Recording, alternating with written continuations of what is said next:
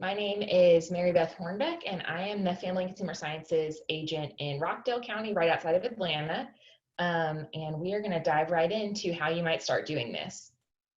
So, the first thing you want to think about maybe is making a master list. So, you're going to start off by looking at what you're already doing because you probably ate yesterday and the day before, and somehow the people in your house are getting fed. So, you want to try to aim to get maybe a list of 10 meals. And if that sounds really hard to come up with right now, we have some tips for that. But you might think about asking your family or whoever you live with, what are those things that they really like that you make?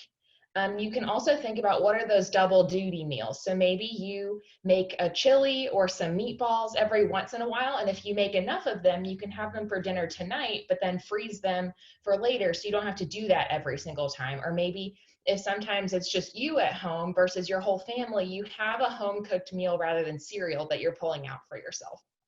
You also want to think about non-recipe recipes, like maybe you know how to just throw things together for a stir fry, or you put things on top of pasta and call it dinner. That's fine. That's not cheating by any stretch of the imagination.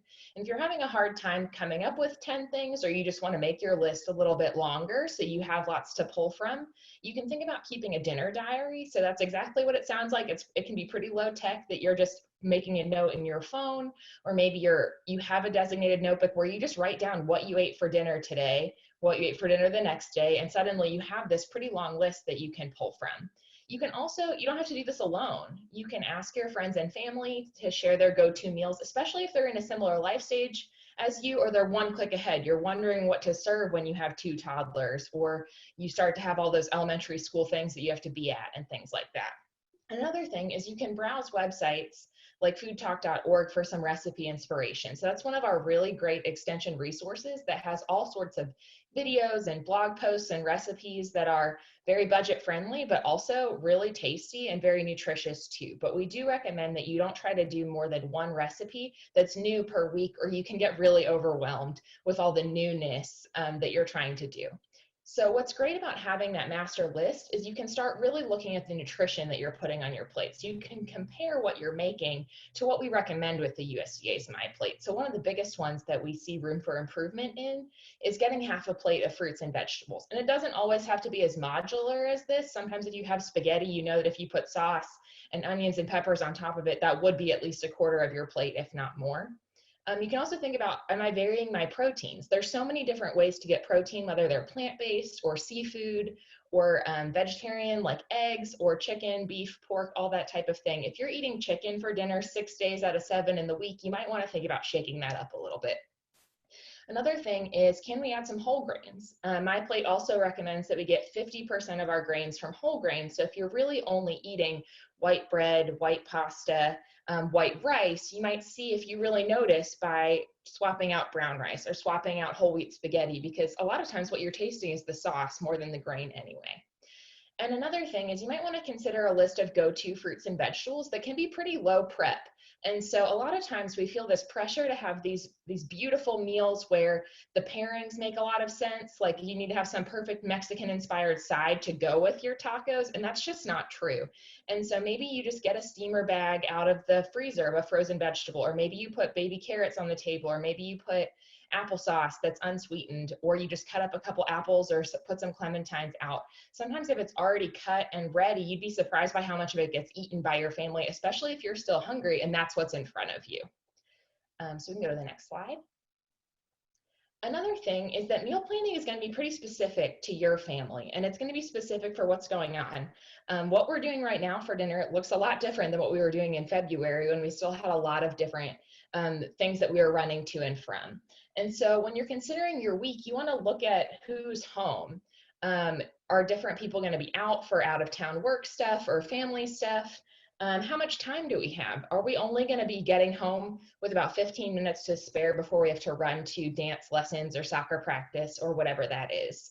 You also want to think about, are we getting free food anywhere? Is there going to be free pizza? Are we not having to plan for Thursday nights because we have a church thing? You don't want to overburden and plan 7 days of meals if you're not going to be home for 7 days of meals.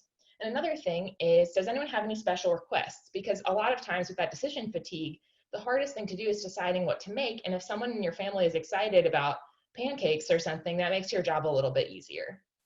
So we can go to the next slide. So I just wanted to show some situations that once you start considering your family schedule, you can make some really great solutions. So maybe you know you're getting home at 7 and you're going to be starving and you need something that's ready to go and you don't want to pick up takeout, then your slow cooker might be your best friend because you have something hot and ready that's already there. Maybe things really fluctuate throughout the week, and so it's just going to be 1 or 2 of you versus 4 or 5 of you. You might want to opt for a sandwich or a soup or a salad, something that's easily scaled up or scaled down without a lot of waste.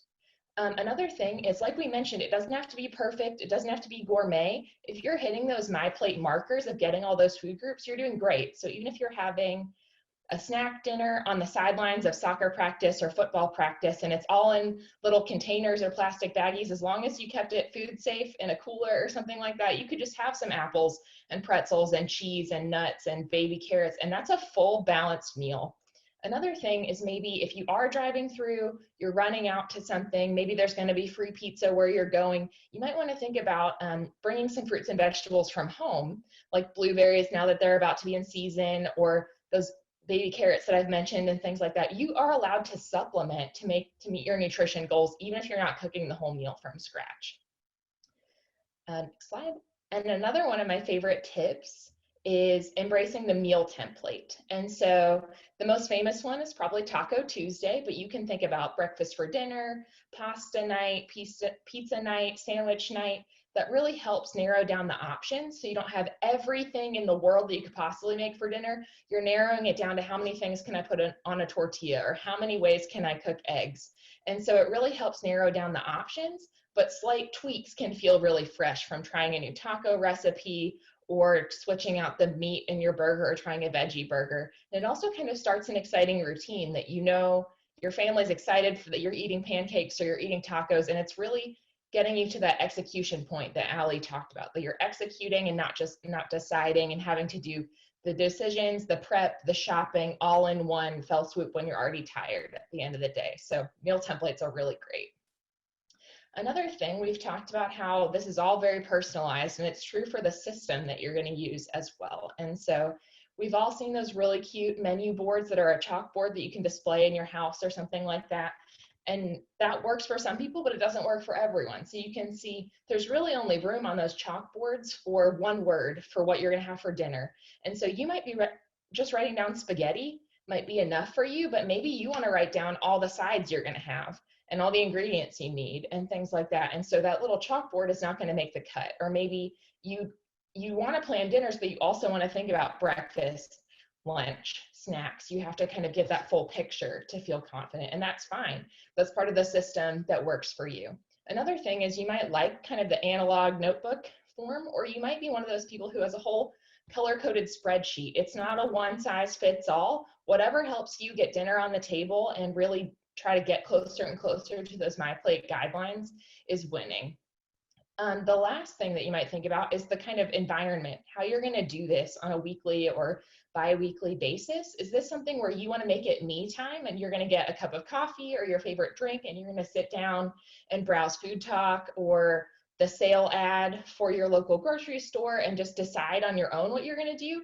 Or is this something that you want to make a family affair where you're asking your kids or whoever else you're making meals for what they want to eat? You're using that as a time to discuss food habits and nutrition. There's no right or wrong way to do it. So whatever works for you is going to be great. Next slide. And then my last tip before I pass it on is all about stocking your fridge and your pantry. So we have a really great blog post on foodtalk.org about how to stock that pantry and how to use that pantry. I do want to be sure to say that if you don't have all these things on hand, we are not saying that you have to go buy them this week on your next grocery trip. You want to work towards getting a variety of foods in that grains, rice, and pasta category, that refrigerated and frozen category, because the beauty of that is you can always mix and match to make something quickly on the fly, especially if plans change or something like that. So you can mix and match and change what would be a burrito bowl into a taco or something like that, or you can change the sauce and make a very different meal. But we do want to point out that there are lots of hidden places for salt and sugar and saturated fat in some of these pantry and freezer staples. So you just want to make sure you're looking for things like no salt added corn or tomatoes, or you're getting applesauce that's unsweetened, or frozen fruit or canned fruit that has no sugar added or is packed in its own juice. So